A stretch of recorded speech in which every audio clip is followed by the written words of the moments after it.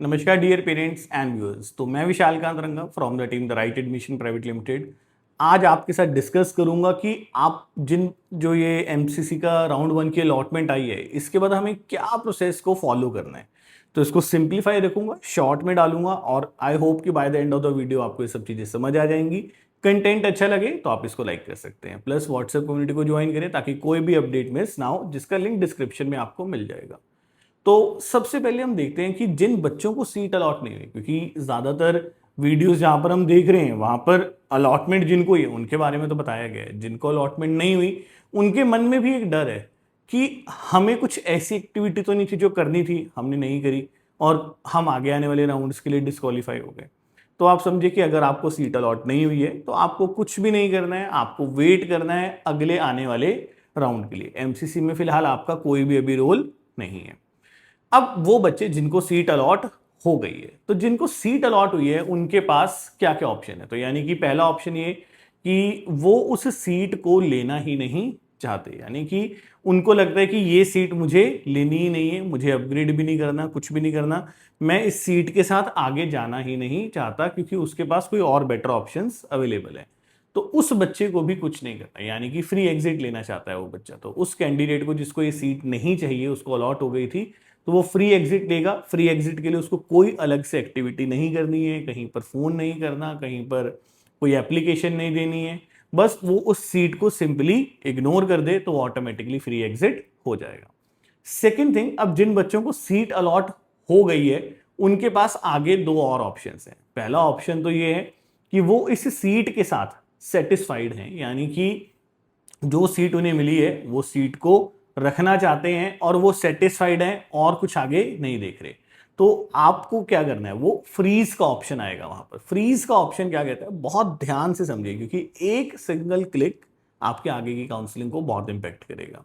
Freeze का मतलब क्या है? फ्रीज का मतलब ये है कि आपको जो भी सीट अलॉट हुई, लेट्स अज्यूम कि आपको कोई गवर्नमेंट सीट किसी एक पर्टिकुलर स्टेट में अलॉट हो गई है और आप उस सीट के साथ सेटिस्फाइड हैं, आप आगे एमसीसी के अंदर और कोई सीट नहीं लेना चाहते, तो जैसे ही आप फ्रीज करेंगे तो क्या होगा, आपकी अपग्रेडेशन खत्म हो जाएगी, यानी कि आप आगे आने वाले राउंड्स के अंदर एमसीसी में कोई सीट अपग्रेड नहीं कर पाएंगे। आपका एमसीसी का जो काउंसलिंग प्रोसेस है वो यहीं पर खत्म हो जाएगा। तो अगर आप वो सीट को फ्रीज करते हैं तो उसके बाद आगे के स्टेप्स क्या रहने वाले हैं?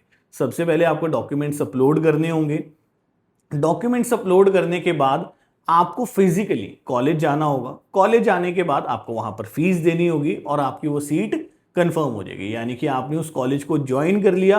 अब आप एमसीसी में फर्दर अपग्रेडेशन नहीं कर सकते। हाँ, बट आप साथ में अगर अपनी स्टेट काउंसलिंग प्रोसेस को भी देख रहे हैं, यानी कि वो फ्रीज वाले बच्चे जिन्होंने एमसीसी के अंदर सीट ज्वाइन कर ली है, एमसीसी में अपग्रेडेशन नहीं करना चाहते, बट साइड बाय साइड वो अपनी स्टेट की काउंसलिंग को भी देख रहे हैं, तो उनको अगर बाद में अपनी स्टेट काउंसलिंग के अंदर कोई बेटर सीट मिल जाती है तो वो राउंड 1 या राउंड 2 की जो रेजिग्नेशन की विंडो खुलती है एमसीसी की, वहां पर जाकर सीट रिजाइन कर सकते हैं। आपको वापस से अपने कॉलेज जाना होगा, वहां से डॉक्यूमेंट्स लेकर आने होंगे एंड देन आप अपनी स्टेट के अंदर वो सीट ले सकते हैं। तो आई होप कि आपको क्लियर हो गया होगा। अब यहां पर जो आपने फीस पे करी थी उस राउंड 1 वाले कॉलेज को, उसकी वापसी की कोई डेट उन्होंने नहीं दी। उन्होंने कहा है कि by the end of the counselling. तो by the end of the counselling का मीनिंग ये भी हो सकता है कि by the particular end of that round, या फिर by the end of the complete counselling process. तो गवर्नमेंट में फीस बहुत कम होती है, तो आई होप कि फीस का इतना बड़ा मैटर नहीं रहेगा। बट डीम्ड को अगर आप फ्रीज करते हैं, वैसे ऐसे बच्चे बहुत कम होंगे जो डीम्ड को फ्रीज करेंगे, बट अगर आप डीम्ड को फ्रीज करते हैं तो इस चीज की क्लैरिटी जरूर ले लीजिएगा उस कॉलेज से कि सर, अगर मुझे अपनी स्टेट के अंदर एक बेटर ऑप्शन मिल जाता है तो क्या जो पैसे मैंने आपके कॉलेज को दिए हैं वो मुझे कब तक वापस हो जाएंगे। तो आई होप ये फ्रीज वाला पॉइंट आपको क्लियर हो गया होगा। अब इसके बाद मैं बात करता हूं फ्लोट वाले पॉइंट की, यानी कि कैंडिडेट जिसको सीट अलॉट हो गई थी वो राउंड 1 में ये कॉलेज लेना चाहता है, बट वो इससे बेटर ऑप्शंस एमसीसी की काउंसलिंग में आने वाले राउंड्स के अंदर भी देखना चाहता है। तो वो क्या करेगा, वो फ्लोट के ऑप्शन को सिलेक्ट करेगा। फ्लोट का ऑप्शन सिलेक्ट करते ही क्या होता है, वो जो सीट आपको अलॉट हुई थी वो तो आपकी रिटेन्ड रहती ही रहती है, प्लस आपको एमसीसी के अंदर फर्दर अपग्रेडेशन के ऑप्शंस भी एक्टिवेटेड रहते हैं। तो आपको वहां पर क्या करना है, अगर आप फ्लोट करते हैं, आप फ्लोट करेंगे, फ्लोट करने के बाद आपको आपके डॉक्यूमेंट्स अपलोड करने होंगे। डॉक्यूमेंट्स अपलोड करने के बाद अगर आपके डॉक्यूमेंट्स में कोई भी डिस्क्रिपेंसी आती है वो आपको बता देंगे, वो आपको दोबारा से अपलोड करने हैं। फिजिकली कहीं पर भी जाने की जरूरत नहीं है, यहां पर फीस भी पे करने की जरूरत नहीं है। आप राउंड 2 के अंदर उससे बेटर ऑप्शंस के लिए दोबारा से पार्टिसिपेट कर सकते हैं। अगर आपको उससे कोई बेटर ऑप्शन मिल जाता है तो ऑटोमेटिकली आपकी प्रीवियस सीट कैंसिल हो जाएगी और आपको नई सीट अलॉट हो जाएगी। इसको एक एग्जांपल से समझ लेते हैं। मान लीजिए कि आपको राउंड 1 के अंदर सिम्बॉयसिस पुणे अलॉट हो गया। तो सिम्बॉयसिस पुणे अलॉट होने के बाद आपने फ्लोट का ऑप्शन सिलेक्ट किया। फ्लोट का ऑप्शन सिलेक्ट करते ही आपने वहां पर अपने डॉक्यूमेंट्स अपलोड कर दिए। अगर आपके डॉक्यूमेंट सही हैं तो वो आपका एग्री कर देंगे, कोई डिस्क्रिपेंसी होगी तो वो आपको बता देंगे।